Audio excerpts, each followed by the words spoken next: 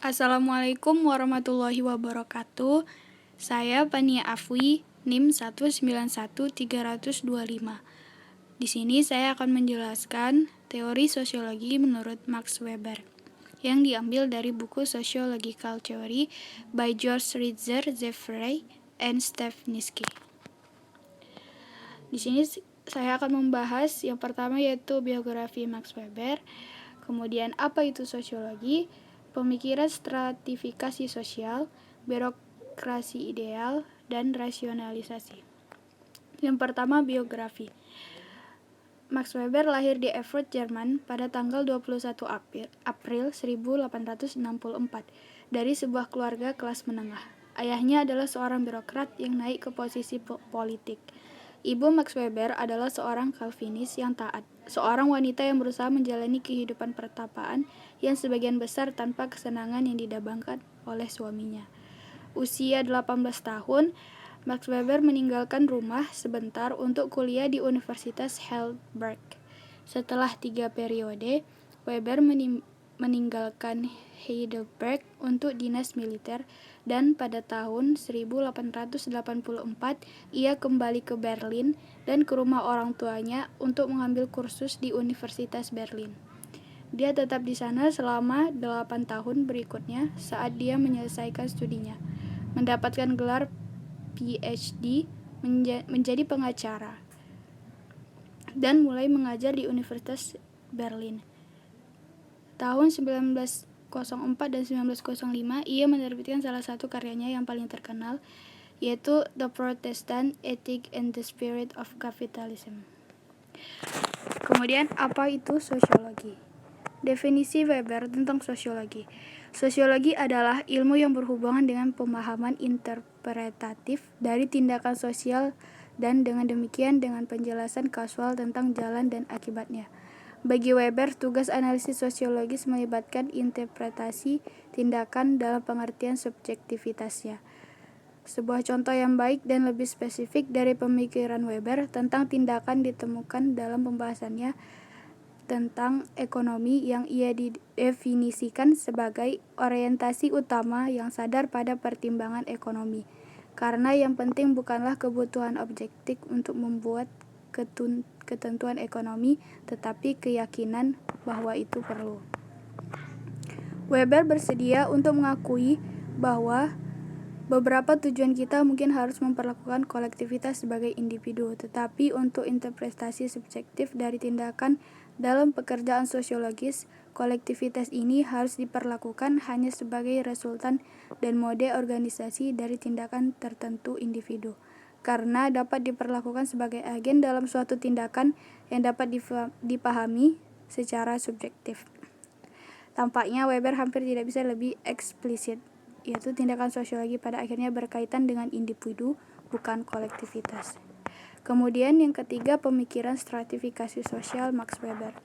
Masyarakat dikelompokkan atas dasar ekonomi, status, dan kekuasaan. Salah satu implikasi yang dihasilkan adalah bahwa orang yang dapat menempati peringkat tinggi pada satu atau dua dimensi stratifikasi. Dimulai dengan kelas, Weber menganut orientasi tindakannya dengan menyatakan bahwa kelas bukanlah komunitas. Sebaliknya, kelas adalah sekelompok orang yang memiliki situasi yang sama, kemungkinan sering menjadi dasar tindakan oleh kelompok. Weber berpendapat bahwa situasi kelas ada ketika tiga kondisi terpenuhi. Yang pertama, sejumlah orang memiliki kesamaan komponen penyebab tertentu dari peluang hidup mereka.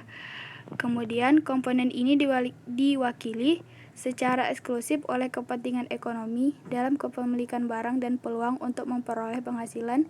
Kemudian yang terakhir, terwakili dalam kondisi komoditas atau pasar kerja. Konsep kelas mengacu pada sekelompok orang yang ditemukan dalam situasi kelas yang sama. Dengan demikian, kelas bukanlah suatu komunitas tetapi hanya sekelompok orang dalam situasi ekonomi atau pasar yang sama. Berbeda dengan kelas, situasi status didefinisikan oleh Weber sebagai setiap komponen khas dari kehidupan manusia yang ditentukan oleh perkiraan kehormatan sosial yang spesifik. Mereka yang berada di puncak hierarki status memiliki gaya hidup yang berbeda dengan mereka yang berada di bawah. Dalam hal ini, gaya hidup atau status berhubungan dengan situasi kelas. Kekuasaan dapat ditemukan dalam tatanan politik. Kekuasaan adalah elemen yang paling terorganisir dari sistem stratifikasi Weber. Kemudian yang keempat yaitu birokrasi ideal Max Weber. Weber dikejutkan oleh efek birokratisasi dan secara lebih umum rasionalisasi dunia, di mana birokratisasi hanyalah satu komponen, tetapi dia tidak melihat adanya jalan keluar. Dia menggambarkan birokrasi sebagai bukti melarikan diri. Secara praktis tidak dapat dihancurkan, dan di antara lembaga-lembaga yang paling sulit dihancurkan adalah lembaga yang mereka dirikan. Weber menyimpulkan bahwa masa depan adalah milik birokratisasi, dan waktu telah membuktikan ramalannya. Birokrasi yang khas ideal adalah jenis organisasi. Unit dasarnya adalah kantor yang diatur dalam cara hierarki dengan aturan, fungsi, dokumen tertulis, dan sarana paksaan. Berikut ini adalah ciri-ciri utama dari tipikal birokrasi yang ideal. 1. Terdiri dari organisasi berkelanjutan dan fungsi resmi kantor yang terikat oleh aturan. Kedua, setiap kantor memiliki lingkup kompetensi tertentu.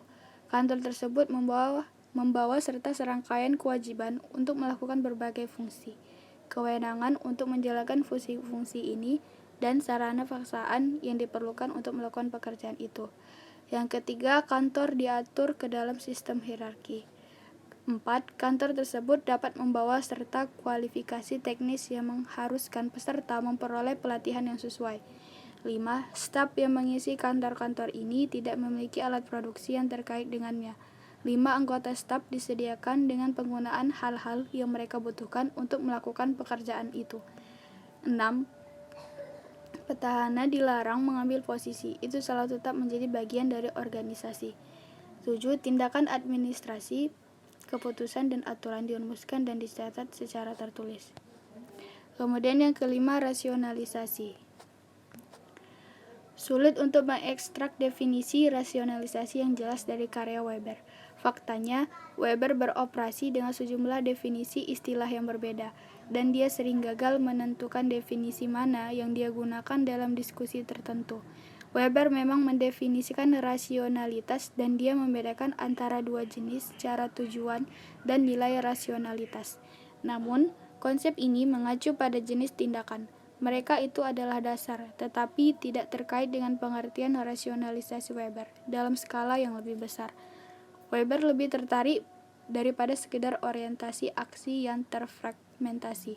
Perhatian utamanya adalah pada keteraturan dan pola tindakan dalam peradaban, institusi, organisasi, strata, kelas, dan kelompok.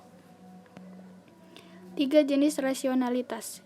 Rasionalitas praktis, seperti yang didefinisikan oleh Karl Barth sebagai setiap cara hidup yang memandang dan menilai aktivitas duniawi dalam kaitannya dengan kepentingan individu yang murni pragmatis dan egois.